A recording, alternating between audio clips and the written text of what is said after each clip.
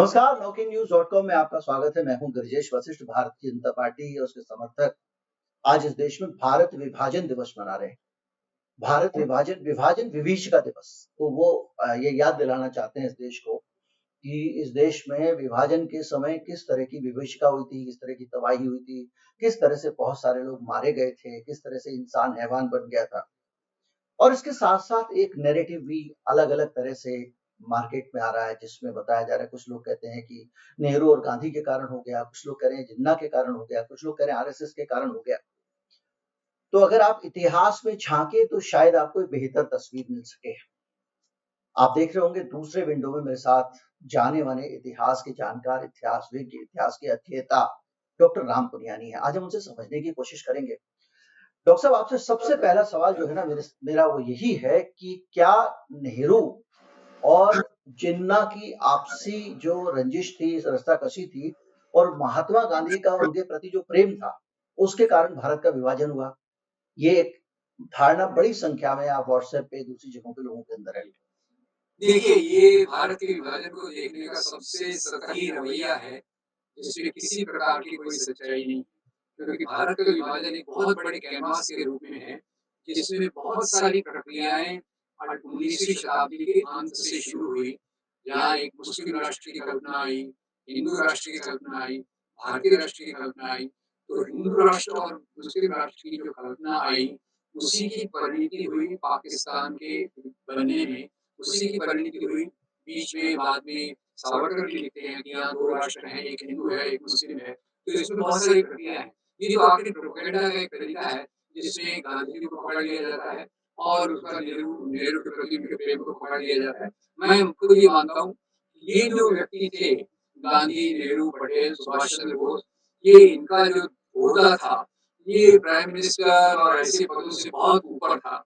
ये युग पुरुष थे और उनको इस लेवल पर धकेलना, ये हमारी खुद की एक खुद का एक दिवालियापन है कि हम ऐतिहासिक प्रक्रियाओं को इतना सीमित तौर से देखने की कोशिश करते हैं। तो इसको तो जी, मैं पूरा-पूरा विस्तार में बता सकता हूँ आपको कि वास्तव में तो आपको इतना भी बता दूँ कि जब लॉर्ड माउंटबेटन ने पार्टीशन का प्रस्ताव सामने रखा, तो उसको पहले मंजूरी देने वाले सरदार वल्लभ भाई पटेल थे। राजमोहन गांधी अपनी किताब में इस बात को लिखते हैं कि जब जी, जब लॉर्ड माउंटबेटन ने कहा कि भारत का पार्टीशन करना है, तो नेहरू को कन्फ्यूज़ हो गए, क्या बात कर रहे हैं? और थोड़े दिनों बाद सरदार पटेल कहते हैं, ठीक है, हमारे पास और अगर कोई रास्ता नहीं है, हम इसको स्वीकार करते हैं और उसके थोड़े दिनों बाद नेहरू उसको स्वीकार करते हैं। तो इसमें गांधी का तो कोई रोल था ही नहीं। गांधी तो उस समय नफ़रत की जो आग उस समय बहुत तेज़ी से बढ़ रही थी, नोआखाली में, बंगाल में, दूसरी जगह उसको बुझाने में लगे हुए थे। सर वो कौन सी वजह रही होंगी जिसकी वजह से इतनी जल्दी पटेल तैयार हो गए, बाकी लोग तैयार हो गए? वो क्या कारण थे जिनके कारण ये लोग चाहते थे कि ये एक बार में रट्टा खत्म हो जाए? देखिए, एक तो फौरी कारण थे और एक गहरे कारण थे। फौरी कारण ये थे कि इंटरिम जो मिनिस्ट्री बनी थी, अंतरिम सरकार जो बनी थी, जी, उसमें नेहरू प्रधानमंत्री थे और लियाकत अली मुस्लिम लीग के ये फाइनेंस मिनिस्टर थे। तो होता क्या था, सरदार वल्लभ भाई पटेल और नेहरू ये दोनों जी, लियाकत अली कैबिनेट में हैं। जी, जो भी प्रस्ताव जो भी प्रस्ताव ये नेहरू और पटेल जी, रखते थे, उसको लियाकत अली फाइनेंस डिपार्टमेंट के रूप में उसको खत्म कर देते थे। तो इन्हें ये समझ लिया कि इस प्रकार से तो काम करना असंभव है। मुस्लिम लीग के पास जो भी मिनिस्ट्री रहेगी, वो हमारे राष्ट्रीय विकास को, राष्ट्रीय बाकी चीज़ों को पूरी तौर से रोक देगी। तो इसलिए सरदार पटेल को एक फ्रस्ट्रेशन के कारण उन्होंने इस प्रस्ताव को स्वीकार किया। ये एक फौरी कारण है और इसके पीछे गहरा कारण तो ये भी आपको बता दूँ ना कि जैसे मुस्लिम लीग बनी और मुस्लिम लीग के बनने के पीछे मुस्लिम लीग के पहले यहाँ एक यूनाइटेड इंडिया पैट्रियोटिक एसोसिएशन था, जिसमें काशी के राजा शिव प्रसाद और सर सैयद ये दोनों थे। और जी, इन लोगों ने 1885 में भारतीय राष्ट्रीय कांग्रेस के बनने का विरोध किया। जी, राजा शिव प्रसाद और उनके फॉलोअर बाद में लाला लाजपत और दूसरे लोगों ने कहा कि कांग्रेस में भी मुसलमानों की जगह नहीं होना चाहिए, भारत में मुसलमानों की जगह नहीं होना चाहिए। और सर सैयद अहमद ने मुसलमानों को कहा कि भाई ये कांग्रेस तो हिंदू पार्टी है, इसमें जाने की जरूरत नहीं है। ये जड़ है। ये जड़ का जो आगे विकास होता है, वो जड़ का विकास मुस्लिम लीग फिर अपनी मांगे रखती है, और मुस्लिम लीग की माँगें आम मुसलमानों के लिए नहीं थी। मुस्लिम लीग की माँगें यहाँ के नवाबी तबकों के लिए, यहाँ के संभ्रांत मुसलमानों के लिए थी। और उसी को चलते 1923 में सावरकर जब अपनी किताब लिखते हैं, एसेंशियल्स ऑफ हिंदुत्व या हिंदू। सर अभी बीच में मैं आपको उससे पहले थोड़ा-सा रोकना चाहूँगा क्योंकि जिस बारे में आपने बात की, लियाकत अली ने जो बजट बनाया था, ये माना जाता है कि तब तक ये एडजस्टमेंट था कि मुसलमानों की संख्या के अनुपात में अगर आप मंत्री रख लेंगे, तो भारत में जो है वो एक साथ रह सकते हैं। जिन्ना भी प्रतिनिधित्व चाहते थे सत्ता में मुसलमानों का, अलग देश नहीं चाहते थे उस समय तक। अगर चाहते भी होंगे तो खुल के उन्होंने नहीं बोला। तो लियाकत अली ने जो बजट बनाया, उस बजट की चपेट में पहले इस देश के अमीर लोग ज्यादा आए, अमीरों पे ज्यादा टैक्स, गरीबों पे कम टैक्स। तो उस वक्त जो बहुत ज्यादा इन्फ्लुएंशियल हिंदू थे, उसमें टाटा पे भी टैक्स लगा था, दूसरे लोगों पे भी लगा था, बड़े बड़े मारवाड़ी सेठ थे, उन लोगों ने इस पे ऐतराज किया, ऐसा मैंने कहीं पढ़ा है, और उन्होंने कहा कि ये हिंदू विरोधी बजट बनाया लियाकत अली ने, और इसको लेकर एक नैरेटिव तैयार करने की कोशिश हुई। इसमें सच्चाई है, क्योंकि उस समय जो हिंदू संभ्रांत व्यापारी थे या बहुत बड़े उद्योगपति थे, उन पे जो टैक्सेशन सिस्टम था वो ज़्यादा उसको क्रूर कर दिया गया था और उससे लोगों को लगा कि लियाकत अली के हाथ में अगर ये रहेगा, तो वो ऐसी नीतियाँ लाएँगे जिससे हिंदू संभ्रांत वर्ग का ज़्यादा नुकसान होगा। ये भी एक फौरी कारण उसमें था। क्योंकि वो साम्रांत हिंदू ही थे उस समय ज्यादा, तो उनको लगा कि ये अमीरों पे टैक्स लगाने के बजाय हिंदुओं पे टैक्स लगाया गया। सही।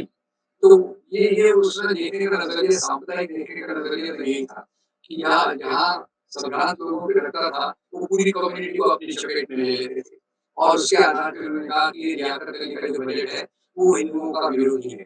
तो इस कारण से भी सरदार पटेल ने इस प्रस्ताव को पहले स्वीकृति दे दी कि ठीक है, अगर विभाजन होता है तो होने दो। अब दो चीजें सर, इसके दो पक्ष हैं। एक पक्ष ये है कि ये विभाजन की अवधारणा कब से और कहां से आई, पहली चीज, और 1947 में विभाजन का आधार कैसे बना।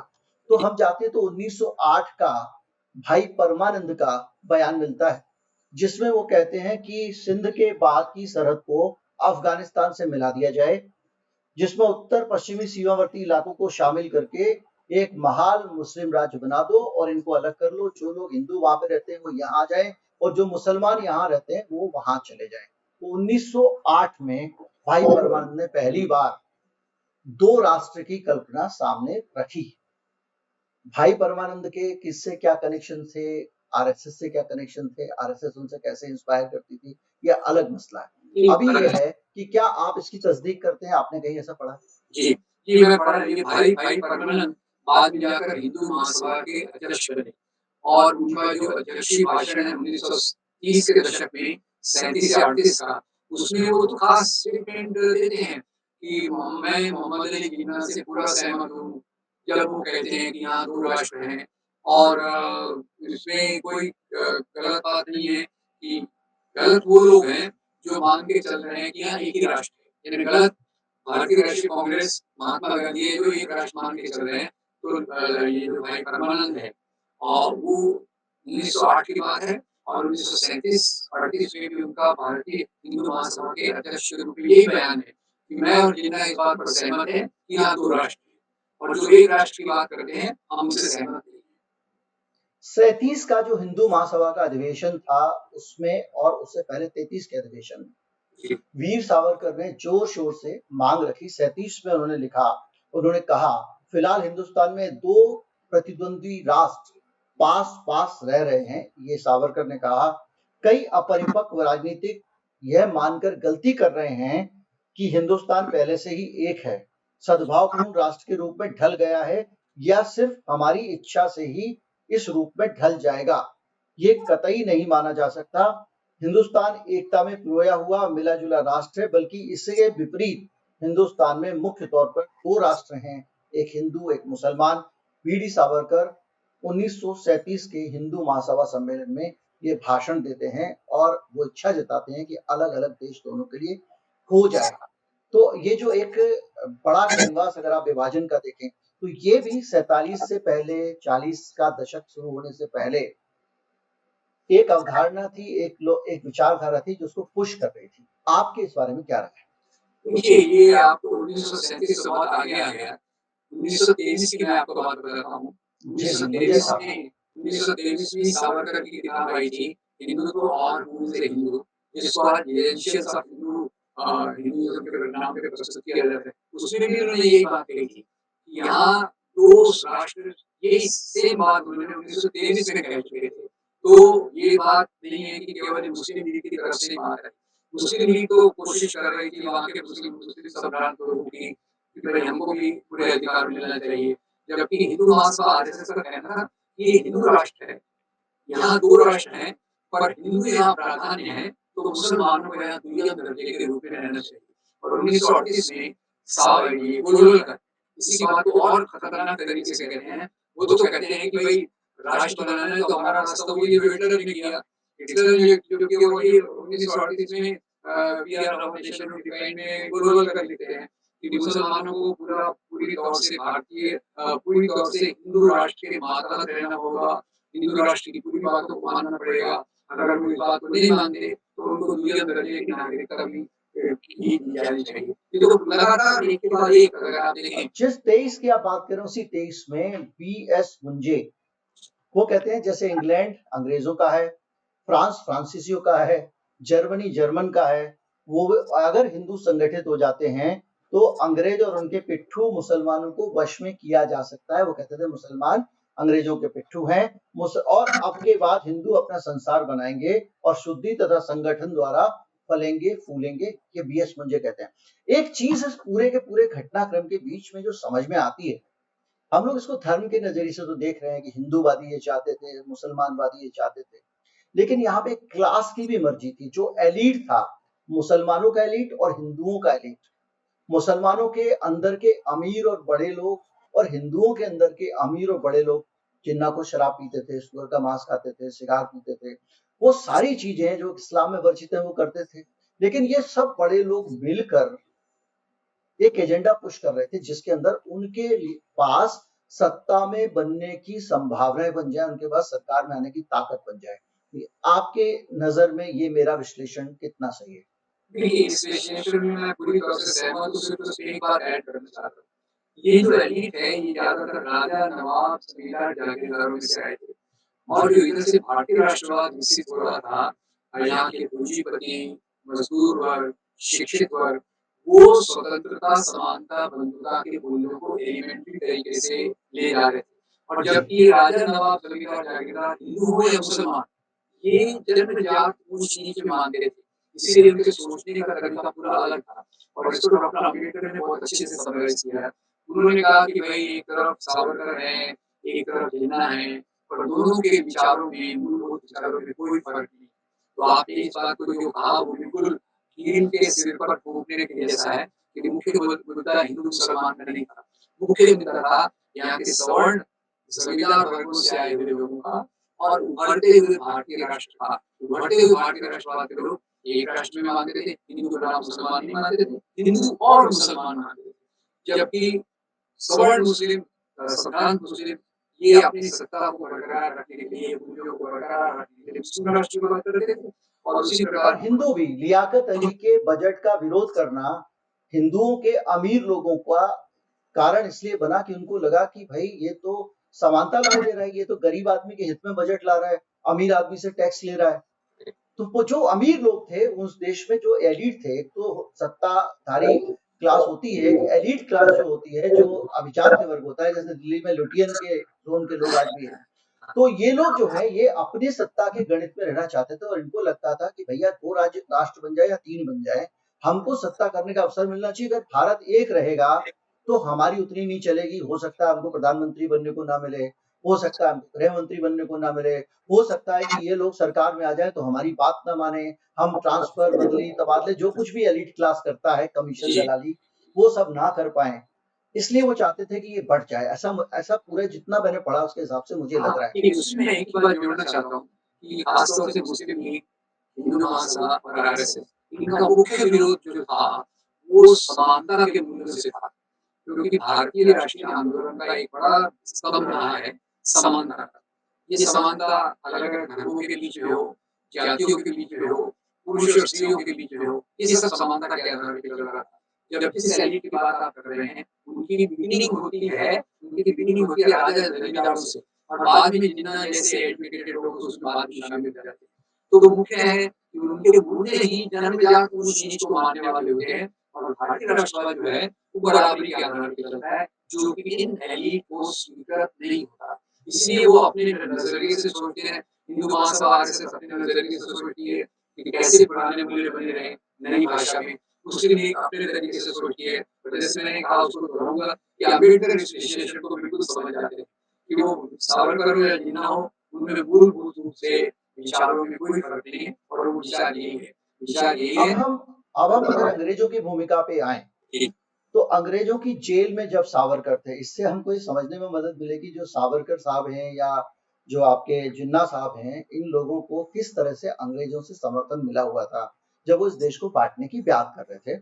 सावरकर जेल में बंद थे और वहां से वो एक किताब लिखते हैं, हिंदुत्व। वही, मैंने उसको और उस किताब में वो लिखते हैं कि ईसाई और मुहम्मदन जो कुछ समय पहले तक हिंदू ही थे, ज्यादातर मामलों में अपनी पहली ही पीढ़ी में नए धर्म के अनुयायी बने हैं।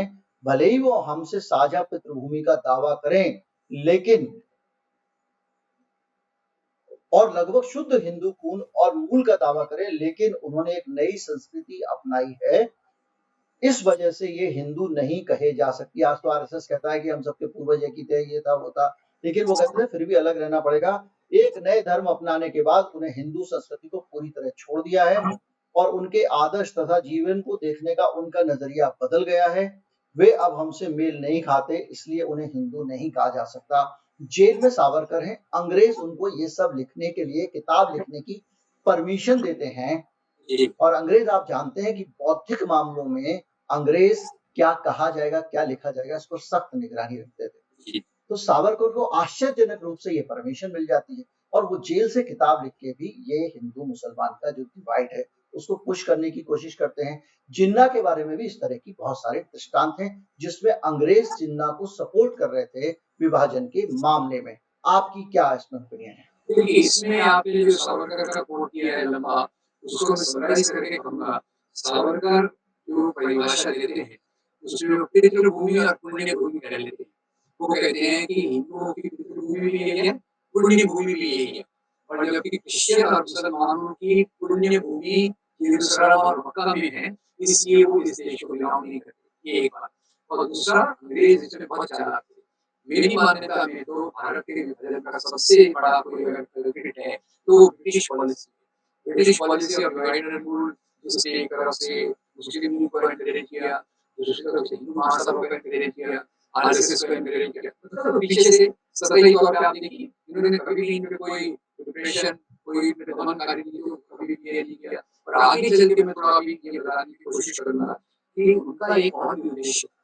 उनका उद्देश्य था कि अगर उनको भारत को आज़ादी देना पड़ेगा, तो भारत एक बहुत बड़ा देश होगा, बहुत शक्तिशाली देश होगा और भारत का मुख्य नेतृत्व था जो उस समय वामपंथी था।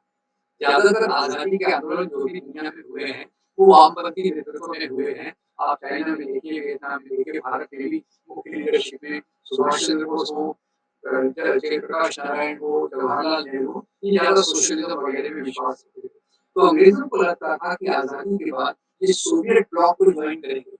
ये ख्याल कीजिए, उसमें 2 ब्लॉक थे और ब्रिटेन को बहुत चिंता थी कि उनका ब्लॉक महफूज रहे। तो इसलिए उन्होंने कहा कि इसका ऐसा पार्टीशन करो कि इसका एक देश कम से कम हमारे मातहत रहे और उनकी वो चालाकी देखिए कि जो देश उनके मातहत रहा पाकिस्तान, उसके माध्यम से उन्होंने आर्थिक इंटरेस्ट को सेव किया। मध्य एशिया के तेल के कुओं पर कब्जा जमाया और पूरा उस पर एक उसके माध्यम से उन्होंने जो राजनीति करी, वो हम देख रहे हैं। और जब माउंटबेटन ये प्रस्ताव लेकर आए, उस समय भी ये बात बिल्कुल स्पष्ट थी कि पार्टीशन उस समय क्योंकि 1942 के आंदोलन के बाद ब्रिटिश सत्ता हिल गई। वो जानती थी कि यहाँ इस देश को गुलाम बनाए रखना संभव नहीं है और उसके लिए वो प्रस्ताव लेकर आए थे कि भारत का विभाजन करना है और भारत के विभाजन में एक टुकड़ा ऐसा होना चाहिए जो उनके प्रति प्रतिबद्ध रहे, उनके प्रति लॉयल रहे और वो पाकिस्तान के रूप में सामने। अगर आप गौर करें, आप ही की बात को पुष्ट करते हुए मैं एक और उदाहरण देना चाहता हूँ। हमारे आसपास ही इज़राइल भी बना था, मतलब उस वक़्त फ़िलिस्तीन को आज़ाद किया गया था।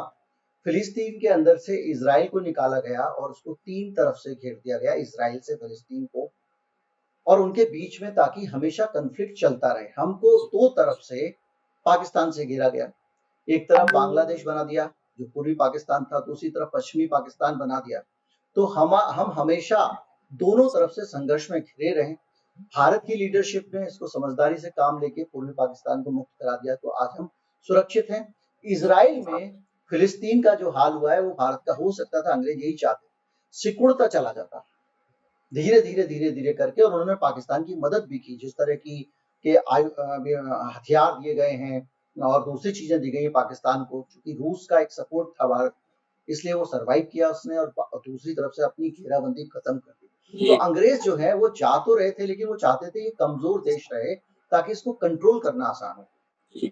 ये आपकी जो एनालॉजी है इजराइल वाली, ये इसमें एक और कारण मैं बता देता हूँ कि वो पूरा तेल से धनी लोगों का क्षेत्र है, और उनकी समझ में अंग्रेजी में मैं कहूँ तो oil is too precious a commodity to be left to the Arabs.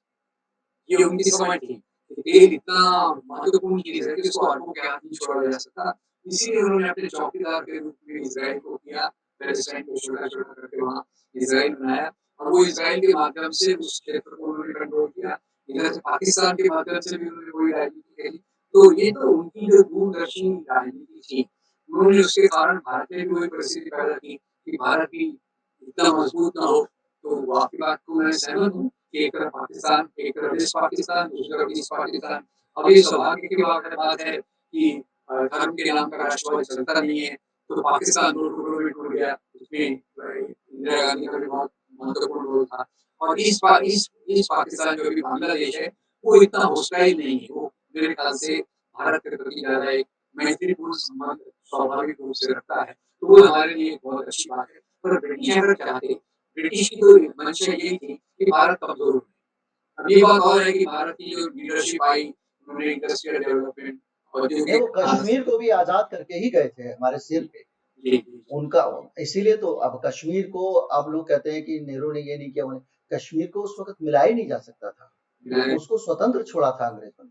और वो उस वक्त अंग्रेज जो हमारी संधि थी उसके हिसाब से तो हम कश्मीर पे कब्जा कर ही नहीं सकते थे, वो तो भारत का। उसमें एक बहुत कम बात लोग नेहरू पे उठाते हैं, पर मैं आपको ये बता दूं कि इस समय सरदार पटेल की राजीव गांधी की बायोग्राफी में वो कहते हैं कि सरदार पटेल ने कहा था कि अगर हैदराबाद हमारे साथ मिल जाता है तो हमें कश्मीर को कोई प्रॉब्लम नहीं है, कश्मीर अगर पाकिस्तान के साथ चला जाए तो नेहरू के हर समय उंगली उठाने का उनका उद्देश्य यही है, क्योंकि नेहरू धर्मनिरपेक्षता पर टिके रहे। उन्होंने यहाँ एक संविधान जो अम्बेडकर ने बनाया उसको अच्छे रूप से लगाने की कोशिश की, इसलिए नेहरू उनका स्पेशल टारगेट है।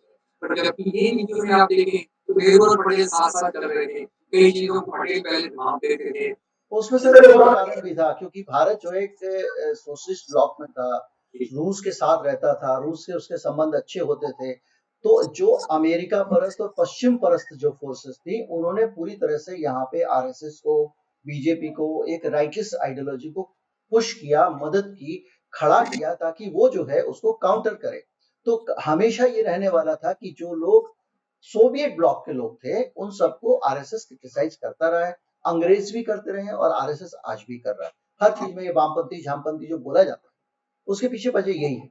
सर एक चीज लेकिन और रह जाती है इस पूरे डिस्कशन में, जो सबसे इंपॉर्टेंट, जिसमें सबसे ज्यादा चर्चा हो, उससे कोई आधार हो ना हो, हमको तार्किक रूप से उसको स्पष्ट करना चाहिए। ये कहा जाता है कि मोहम्मद अली जिन्ना को कोई एक गंभीर बीमारी थी, उनका बहुत जल्दी कभी भी उनका निधन हो सकता था। हाँ, है ना? और उस स्थिति में वो उनको अगर प्रधानमंत्री बना देते, पहले प्रधानमंत्री नेहरू को नहीं बनाए जाते, तो जिन्ना संतुष्ट हो जाते और उसके बाद बंटवारा नहीं होता। लेकिन गांधी जी का जो है नेहरू जी से बड़ा प्रेम था, वो चाहते थे कि नेहरू जी ही प्रधानमंत्री बने। इस चक्कर में उन्होंने पूरा मामला गड़बड़ कर दिया। ये एक बहुत सिंपल सी एक एनालॉजी है जो आप हर जगह सुनते होंगे। आपकी क्या राय है इस बारे में? देखिए, ये बहुत सही तरीका है, और ये मेरे ख्याल से मैंने जैसे कहा कि ये सब जो पिछले प्रधानमंत्री वगैरह की पोस्ट इनके लिए तो मैटर नहीं करती थी। As a matter of fact Mahatma Gandhi ने एक प्रस्ताव रखा था कि मोहम्मद अली जिन्ना प्रधानमंत्री बन जाएँ और पार्टीशन को रोक दें। ये महात्मा गांधी का प्रस्ताव भी ठुकरा दिया गया। ये लोग जानते नहीं होंगे ज़्यादा कि महात्मा गांधी ने पहला प्रस्ताव यही रखा था, क्योंकि मुस्लिम लीग अड़ गई थी, पाकिस्तान चाहिए, तो उन्होंने कहा ठीक है मोहम्मद अली जिन्ना को आप प्राइम मिनिस्टर बना दीजिए, एक कैबिनेट बनेगी और हम उस पे काम करेंगे। और जब गांधी की स्वीकृति थी, तो कांग्रेस में किसकी हिम्मत थी उसका विरोध करने की? तो नेहरू और पटेल का कोई प्राइम मिनिस्टर बनने की एम्बिशन रही होगी, ऐसी इस बात को मैं पूरी तौर से खारिज करता हूं। ये तो एक ऐतिहासिक परिस्थिति थी, जिसमें जितना जानते थे कि अगर यूनाइटेड भारत रहा, तो जो मुस्लिम लीग का वर्चस्व, मुस्लिम नवाबों का, पुराने नवाबों का वर्चस्व है, वो नहीं रह पाएगा। इसलिए वो इस बात को अड़िग हो गए और ब्रिटिश ब्रिटिश ने उनका पूरा साथ दिया। ब्रिटिश ने पूरा साथ दिया कि ठीक है, पार्टीशन ही एक रास्ता है, आप पाकिस्तान ले लीजिए। इसलिए जल्दी-जल्दी रेड क्लिफ लाइन लगा दी और वो रेड क्लिफ साहब ने जो रेड लाइन लगाई, वो पाकिस्तान बन गया। ये तो पूरी जो हमारे जो राष्ट्रीय आंदोलन के नेता थे, उन्होंने इसे स्वीकार क्यों किया? जैसे पटेल ने या बाकी लोग, उन्होंने स्वीकार किया। देखिए, उनके स्वीकार करने की तो मजबूरी थी। मजबूरी ऐसी थी कि एक तरफ तो जो अंतरिम इंटरिम गवर्नमेंट में जिस प्रकार से फाइनेंस मिनिस्ट्री काम कर रही थी और भी बहुत सारे कारण थे। दूसरा सबसे बड़ा कारण ये था कि इसमें सामुदायिक दंगे इतने बढ़ते जा रहे थे कि लग रहा था कि इसका कोई इलाज नहीं। अभी भी फिर हम उस दौर में आ रहे हैं कि सामुदायिक दंगे बहुत बढ़ रहे हैं। और 1947 को आप कल्पना कीजिए कि सामुदायिक दंगे इतने बढ़ रहे थे कि महात्मा गांधी दिल्ली में रहने के बजाय, जहाँ उनको पूरा आनंद लेना था आज़ादी का, उसके बजाय हाँ, उनके पूरे जीवन की तपस्या थी। अगर स्वतंत्रता हासिल की थी महात्मा गांधी ने, वो जो मिली थी, उसका पूरे जीवन का उनका सार था कि भारत को आज़ाद होना चाहिए। और जिस दिन भारत आज़ाद होता है, लोग कहते हैं सत्ता के लिए, उस दिन महात्मा गांधी उस सत्ता का आनंद नहीं लेते हैं, वो आज़ादी का आनंद नहीं लेते हैं।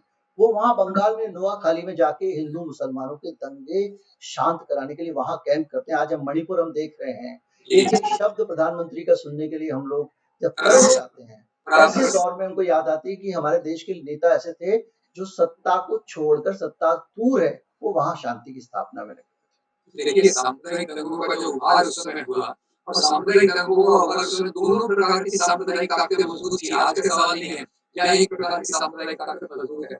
उस समय मुस्लिम सामुदायिक था, हिंदू सामुदायिक था, दोनों बराबर से मजबूत थी।